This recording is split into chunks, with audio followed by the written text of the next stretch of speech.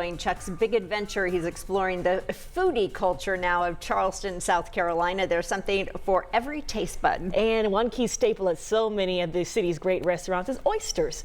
So Chuck, you got the chance to see the process to actually get them out on the menu. I sure did, and it was one of the most memorable, beautiful places I've ever been.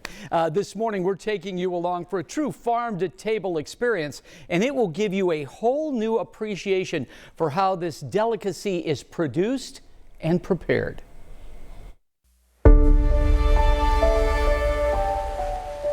Man, this is special. You know, this is a special place and it's beautiful.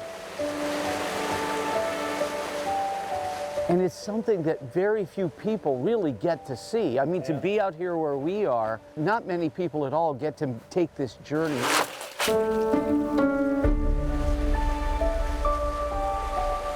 These marshlands all around us produce flavor.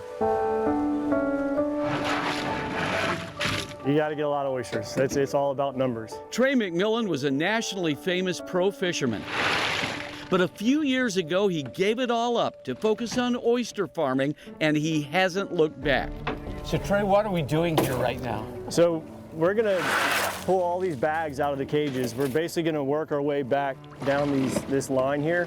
His Lowcountry Oyster company harvests millions of oysters for use, mainly in restaurants across the country. We have a half dozen or dozen on the half shell on a plate of ice. The good Lowcountry flavor, you can't beat it. The team carefully processes each harvest, making sure only the best make it from farm to table. And for that, add these beautiful oysters. We met up with culinary instructor and chef Kevin Mitchell. These are really delicate, so once again, they won't take too long to cook. Some celery here. Chef Kevin prepares students to be part of Charleston's legacy of fine food. Knowing how to prepare oysters is a must. Yeah, that's it. It's good. Yes.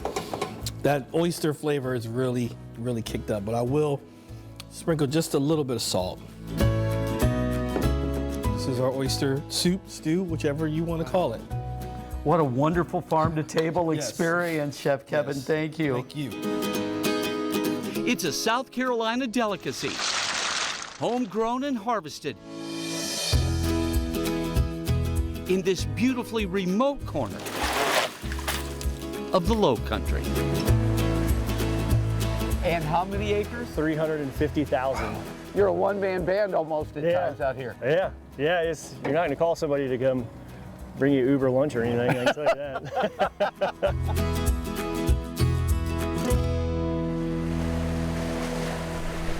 I didn't get to try the oyster soup because of an allergy, but my producer Megan and the great photographer Steve Rhodes did, and they said it was delicious.